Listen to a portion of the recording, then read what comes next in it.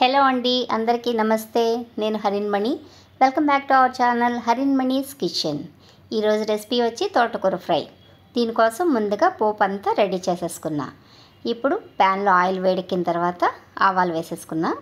ఆవాలు కాస్త చిటపటలాడగానే పచ్చిశనగపప్పు, కాస్త జీలకర్ర కూడా వేసుకుంటున్నా. కాస్త కాదండి, కాస్త ఎక్కువే వేసాను. అలాగే ఈ పోపు అంతా వేగిన తర్వాత కొద్దిగా వెల్లుల్లి రెబ్బలు వేసుకుంటున్నా. మీకు నచ్చినన్ని వేసుకోవచ్చు.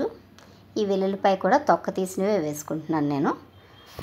ఓకే, ఇప్పుడు వెల్లుల్లిపాయ కాస్త వేగింది కదా, ఇప్పుడు ఇందులోనే కరివేపాకు, ఎండుమిర్చి వేసేసుకుంటున్నా.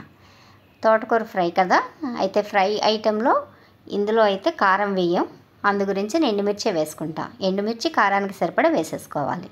ఇప్పుడు ముందుగా శుభ్రం చేసుకుని చిన్న ముక్కలుగా కట్ చేసిన తోటకూర కూడా యాడ్ చేసేసుకోవాలి. ఇప్పుడు ఈ తోటకూర అంతటిని బాగా కలిపేసుకుని ఇందులో సరిపడ ఉప్పు, పసుపు కూడా వేసేసుకొని మూత పెట్టి ఉడికించుకోవాలి. ఇది లేత తోటకూర అండి, దానివల్ల ఎక్కువ టైమే తీసుకుంటుంది, ఎందుకంటే వాటర్ ఎక్కువ వచ్చేస్తుంది.